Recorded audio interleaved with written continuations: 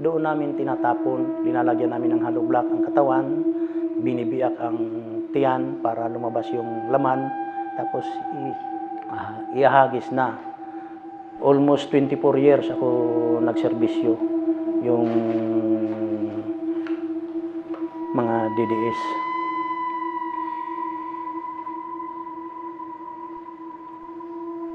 Ko si Edgar Matubato, nakatira sa Tamayong, Kalinan, Davao City. Ang napatay ko sa umpisa, lahat-lahat galing 2013 to 1988, siguro aabot siguro ng 50 katao. Kaya nga nagkukonsensya ako. Si Duterte talaga ang nagtatag ng DDS, ng Davao Death Squad. Siya talaga ang nagtatag yan.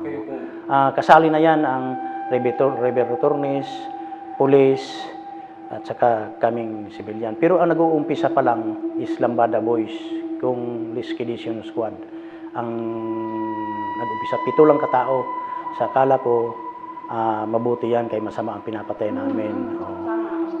Yung pinapatay namin is rapist, drug poser, yung snatcher, yung ang binabaril namin. Hanggang tuloy-tuloy na yan, hanggang pagka 1992, nadagdagan na kami ng mga Rebertornes, nagdami na kami. Yan na tinatag na ang ipangalan na ang DDS kung Davao Death Squad. Talaga ang mga DDS, mga pulis dyan, walang nahuhuli nga, nakabalita ba kayo may nahuhuli nga DDS sa Davao City? Wala kasi mga pulis din ang mga DDS, yan ang dumudukot. 1993 binumba ang katedral, binumba. So pagka umutos siya ng 26 na masakiron niyo ang mga muski, ang simbahan ng Muslim, pinagmasakir namin. Ako ang humagis ng granada, yung mga pulis kasama ko. Mayroon pinapatay siya na isang religious group ng Remnant of Family of God. 5 mayor ang nagpinansyan. Pagkatapos naman, 2010, tumakbo si Prospero Noglares ng mayor kalaban ni Duterte. Kinidnap, tapo 5 tao. Pinatay namin, inisa-isa pagpatay namin doon sa Island Garden City, Samal. Ang dami pa naming, yung si Paulo naman, 2013, may pinapatay si Vice Paulo Duterte. Inakyat namin yung bahay, kagalit lang niya.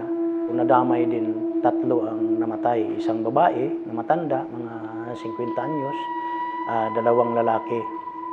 2 lalaki ang namatay. Meron pang 3 babae na dinukot namin sa Barangay Obrero. Pinatay din nila. Hindi na ako sumali, naawan man ako, puro pa mga babae, mga bata pa. May ina tayo, may kapatid tayong babae. Yan talagang, pero yung mga pulis naman, walang awa yan pumatay sa Davao. Yung mga DDS sa Davao City. Paano kayo nakaalis? Nagsabi lang ba kayo, nagpaalam? Hindi, yung ginawaan ako, nagpaalam ako nga hindi na ako kay madami naman kaming pinag-train ng mga PO1. Hindi man, naghihirap pa din. Ang sweldo lang is 5,000. Nangungutang na para makabili ng bigas. Hindi ka naman umasinso ng trabaho.